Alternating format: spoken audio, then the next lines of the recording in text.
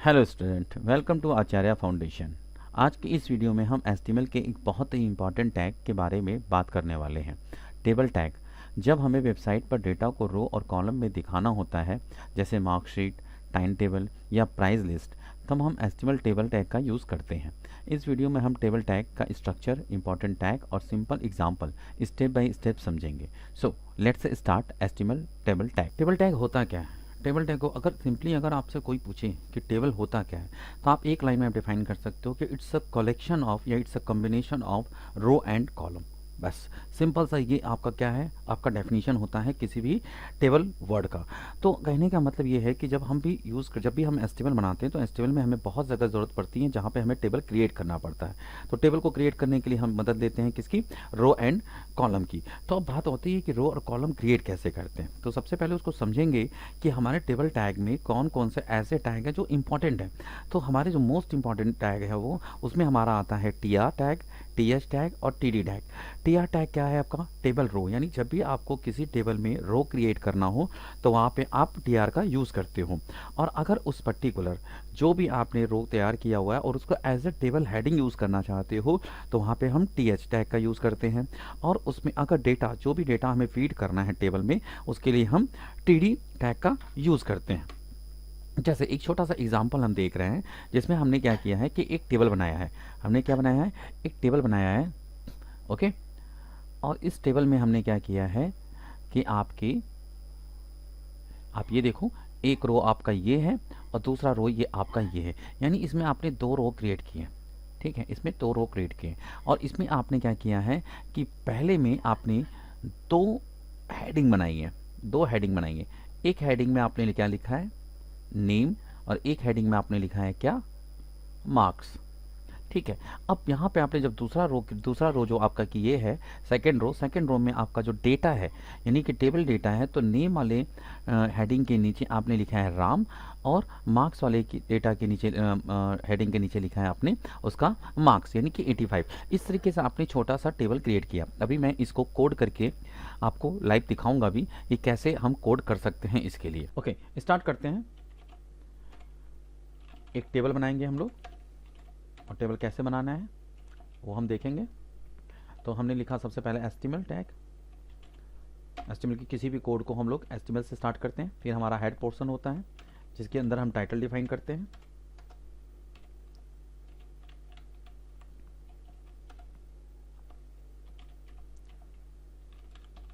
Title जो भी बन जाए आप टाइटल दे सकते हो।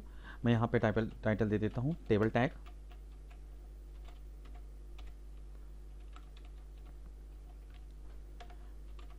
फिर मैं स्टार्ट करता हूँ बॉडी, जिसमें मैं टेबल बनाऊंगा। ओके। और इसमें एक दे देता हूँ मैं हेडिंग दे देता हूँ सेंटर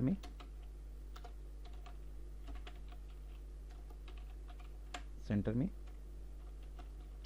टेबल टैग।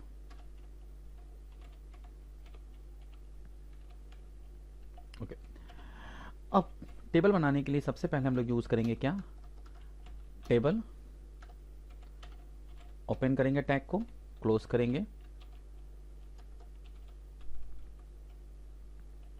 अब इस टेबल में मुझे बनाना है क्या? पहला रो बनाना है मुझे।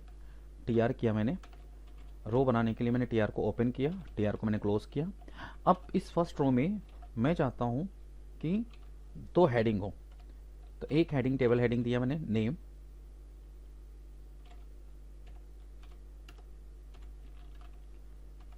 और एक दे देता हूं मैं क्या?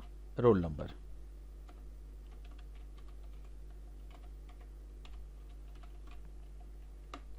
एक सेकंड रो बनाता हूं मैं, जिसमें मैं नेम इनपुट करूंगा। तो सेकंड रो ओपन किया, क्लोज किया। अब क्या करना है मुझे? टेबल डेटा देना है, यानी कि जो हमने हेडिंग बनाया ऊपर उसका डेटा हमें फिलअप करना है। तो मैं यूज़ करूंगा टेबल डेटा, टीडी। नेम में मैंने नाम दे दिया Ram, TD close, and TD. उसका रोल नंबर मैंने कर दिया क्या? 1। एक और नया रो बनाता हूँ, जिसमें मैं एक और अदर इन्फॉर्मेशन फिलअप करूँगा। टीडी, नेम दे दिया मैंने श्याम, और टीडी को क्लोज कर दिया, टीडी, और फिर मैंने डाल दिया उसका roll number. Okay, TD close. देखिए अब यहाँ पे मैंने क्या किया कि मैंने एक टेबल तैयार किया है, और जिस टेबल को मैंने प्रिपेयर किया है वो टेबल क्या है मेरा, उसमें हमारा क्या होगा, टेबल में दो हेडिंग होगी, नेम और रोल नंबर होगा, और उसमें मैंने क्या किया, उसके दो डेटा इन्फॉर्मेशन भरी है, एक राम जिसका रोल नंबर 1, श्याम जिसका रोल नंबर 2। चलिए फाइल को सेव कर लेते हैं, कंट्रोल एस।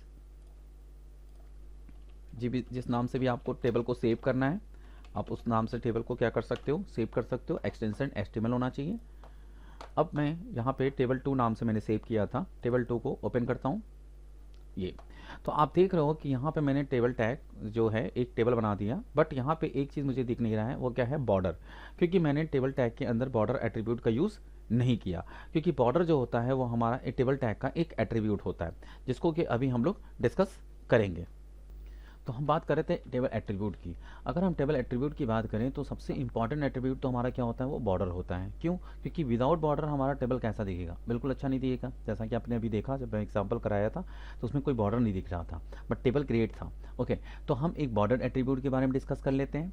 एक हमारा सेल पैडिंग है और एक सेल स्पेसिंग है। सेल पैडिंग क्या होता है, जैसे कि जब आप टेबल बनाते हो तो टेबल के अंदर जो हमारे बॉक्सेस बनते हैं, जो बॉक्स होते हैं हमारे, उन बॉक्सेस के बीच में जो हमारा कंटेंट लिखा होता है, उस कंटेंट की स्पेसिंग बढ़ानी होती है, तो उस समय हम लोग क्या करते हैं, सेल पैडिंग का यूज़ करते हैं। लेकिन अगर हमें सेल के बीच में स्पेस अगर बनाना हो तो उस समय हम क्या करते हैं, सेल स्पेसिंग का यूज़ करते हैं। चलिए इसको एग्जाम्पल में हम लोग करके देखते हैं अपने। तो जो हमने एट्रीब्यूट डिस्कस किया, सबसे पहले टेबल का सबसे मोस्ट इंपॉर्टेंट एट्रीब्यूट होता है वो हमारा तो क्या होता है, बॉर्डर होता है। क्योंकि विदाउट बॉर्डर टेबल कैसा दिखेगा, आप देखो मेरा बॉर्डर कैसा दिख रहा है, मतलब कुछ टेबल कैसा दिख रहा है, बड़ा अजीब सा दिख रहा है। लेकिन अगर हम यहाँ पे एक बॉर्डर एट्रीब्यूट यूज़ करेंगे, मैंने बॉर्डर एट्रीब्यूट यूज़ किया और सपोज मैंने बॉर्डर दे दिया, ठीक है, बॉर्डर इक्वल टू 1। अब यहाँ पे देखो, जैसे ही मैं रिफ्रेश करता हूँ तो ये आप देख रहे हो टेबल के चारों तरफ क्या हो गया, एक बॉर्डर आ गया। ओके, उसी तरीके से मैंने और दो एट्रीब्यूट की बात की है, जिसमें नाम है क्या, सेल स्पेसिंग। सेल स्पेसिंग में क्या होता है कि जैसे जो सेल है हमारे, अब सेल पहले समझ लेते हैं कि सेल क्या है मेरा। सेल मान लो इसकी वैल्यू कुछ दे देते हैं। जो आप ये देख रहे हो ना, ये छोटे छोटे जो बॉक्सेस देख रहे हैं वो सेल देख रहे हैं। अब इन सेल की जो है जो कैपिंग अगर मुझे बढ़ानी हो तो उससे हम यूज़ करते हैं क्या, सेल स्पेसिंग की। अब देखिए यहाँ पे और बढ़ा देता हूँ, ये देखिए, ये देख रहे हो आप, ये सेल का जो गैप दिख रहा है पूरे बॉर्डर से, ठीक है। ओके, और एक है हमारा cell padding, cell padding, cell padding दे देता हूं मैं। और ये देखिए थोड़ा सेल पैडिंग की वैल्यू बढ़ा दी जाए।